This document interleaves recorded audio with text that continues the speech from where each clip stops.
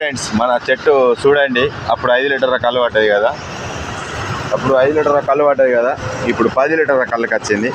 చూడండి ఒక పరి కళ్ళు ఇప్పుతాను ఇక చూసిరు కదా 5 లీటర్ల నుంచి వెళ్ళి 10 లీటర్ల కళ్ళకి వచ్చింది మనది. ఒక పరి నేను మంచిగా చూపెడతానే ఉంటాను. చూడండి ఒక పరి చూడండి ఫ్రెండ్స్, 10 లీటర్ల క్యాన్లో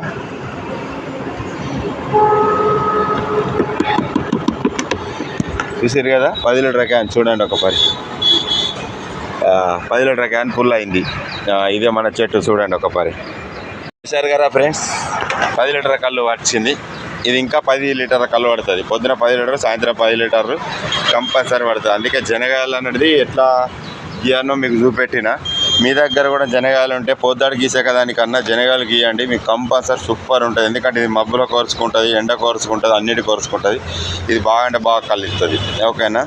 ఓకే మరి బాయ్.